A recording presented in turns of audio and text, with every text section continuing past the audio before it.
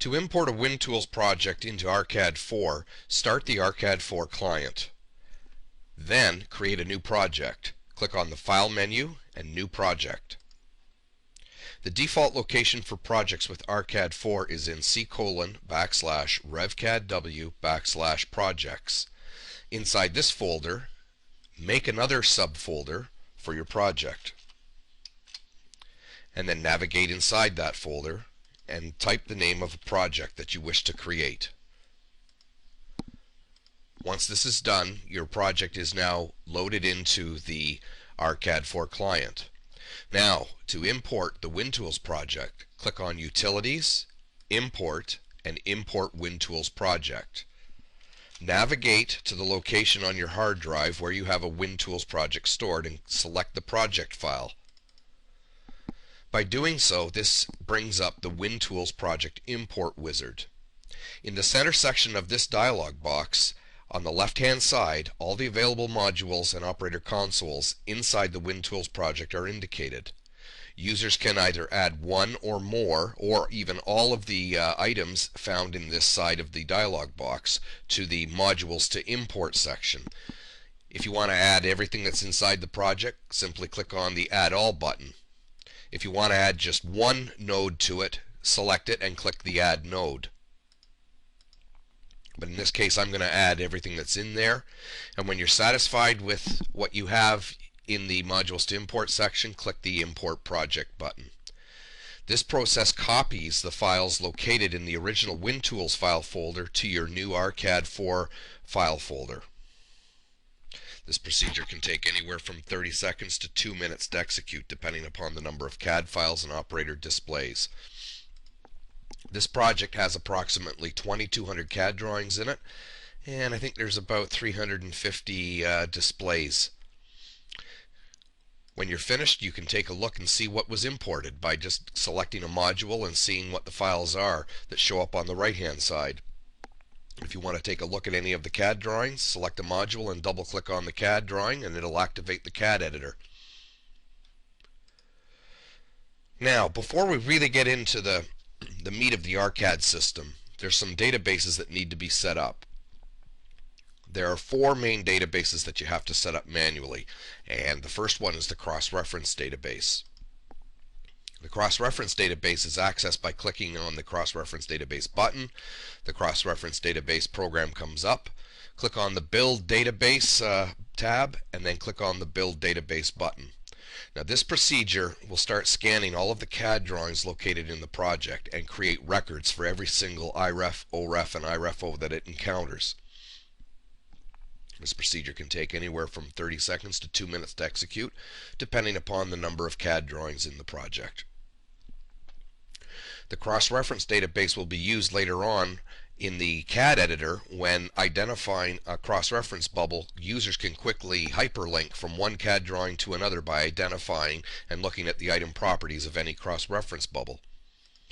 Once the cross-reference database has finished, the database has been set up, and as you can see in this example, there are 29,158 records. There were some errors encountered as well too in this project. There were some unresolved IREFs. This is probably because this project hasn't been looked at carefully, and there are some unresolved errors. These can be quickly identified. Double click on them, it'll take you right to where these errors occur. And as we can see here, we've got some cross-reference bubbles inside a digital input over the bus block, and there's no cross-referencing descriptor text on any of these inputs. Close off the cross-reference database, and we're finished with that. The next database to set up is the function block database. The function block database is used to keep track of the location of every single function block in the project. Once again, click on the function block database button. This activates the function block database program. Click on the Build Database tab and click on the Build Database button. And once again, the software will scan every single CAD drawing in the project and start creating database records for every single function block that it encounters. This procedure can take anywhere from 30 seconds to 2 minutes to execute, depending upon the number of CAD drawings. Once you're finished, the database has been set up. Users can quickly go to and see which blocks they are by double-clicking on the entries in the database, and it'll take you right to the CAD drawing and zoom in on the block in question. Now we'll close off the function block database. We'll now activate the graphics database.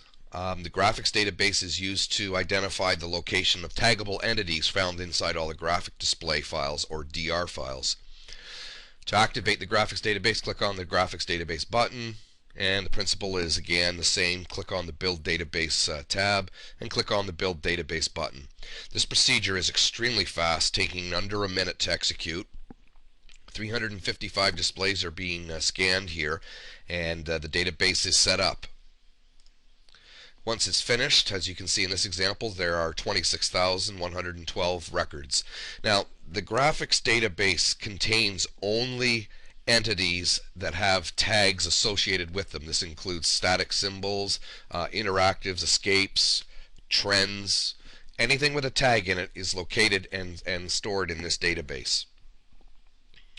Once we're finished, we can close that off. Now we're off to the very last database, and that's the tag database. The tag database is activated by clicking the tag database button, and this brings up the tag database program. Before we actually add tags to the tag database, we'll set up the engineering units and logic state descriptors. And to do that, click on the EU and LSD tab, and then you can import the information from CF files that are stored in your Wintoools project or extracted from an operator console.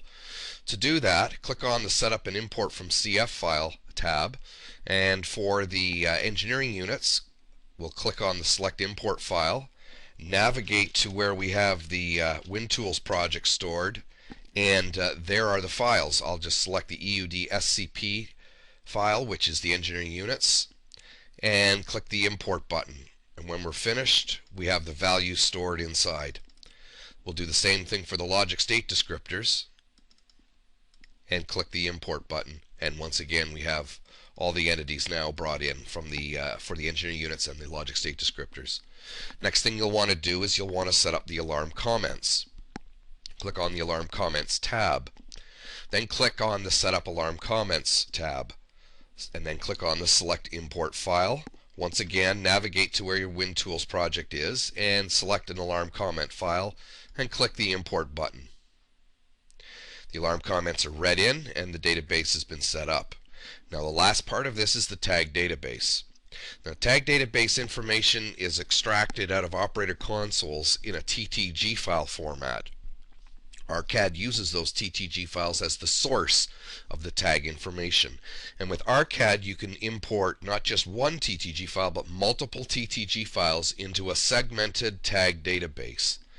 To do this, and I'm going to actually import 3 here for this example, click on the Build from TTG file. Now select the TTG files that you wish to add to the ARCAD tag database by clicking on the Add TTG file. Once again, you're going to have to navigate to where your Wintoools project is stored on the hard drive and select your first TTG file. Now I should note for this demonstration that these are 3 TTG files that were extracted from 5,000 tag operator consoles, and to segment the database we're setting an offset value of 5,000. If I add a second TTG file, this offset value will become apparent because it will now offset all the tag indices in this next TTG file by 5,000. If I add a third TTG file, it will offset it by 10,000. Once we've selected the TTG files we wish to import, we click the Build Tag Database button.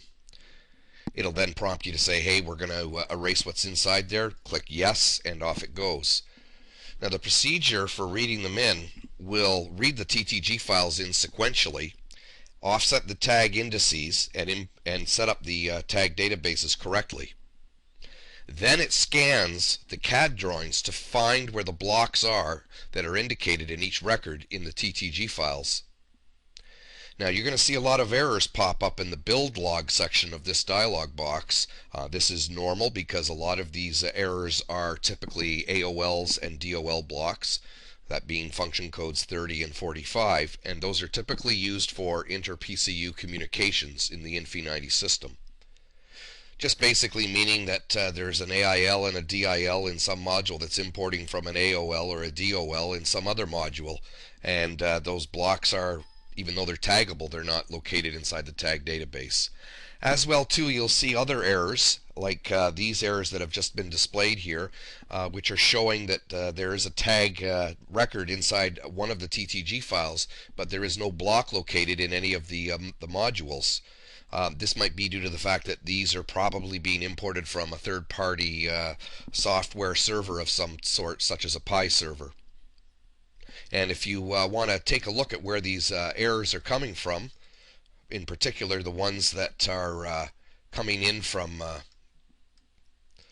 AILs and DIL blocks, double click on them, it'll take you right to where they are. And for this example here, this is an input that works with the advanced Harmony I/O blocks, but there is no tag associated with it. And now you have your TTG files imported, and you have now got a successful tag database. And here's the entries inside the tag database. For anyone who knows the contents of the tag database, these fields look exactly identical to what other Infi90 software is using, except that we are adding 5 additional fields in each record, one for the drawing, one for the X location in the drawing, one for the Y location in the drawing, the offset value that's used for the tag index, and the original TTG file that was used for that tag. So let's close off the tag database. Let's take a look at any CAD drawing here. Let's see if we've got a tag inside here. Yes, we do. If we want to see what the tag information is right from the CAD editor, identify the block, go to Item Properties, and you'll see a button here that says Edit Tag. That button only appears if the block is in the tag database or is taggable. Clicking it reveals all of the tag information. And unlike other software, you have access to all of the information found in all of the fields of the tag database that apply to this particular block. You're not limited to just the tag name and the tag description. If users wish to change the tag index of this block, click on this button here, and the tag index map will appear, showing you all the tag indices used for this particular TTG file. If you want to switch it to a different TTG file, you can click on the tabs at the bottom here, scroll back up, and assign it to a different index if you wish. But I'll just assign it to a new tag index here. Let me scroll down a bit, and I'll assign it at location 3400 by double-clicking in the field, and the new tag index is now 3400. And that was originally coming from God knows where, but maybe if it was here I can just put it back to that location right there. And as you can see, it's already brought it up to date. So that concludes this part of the demonstration on how to import Wintoools projects. We'll get into more of the advanced editing features of ARCAD in a later demonstration.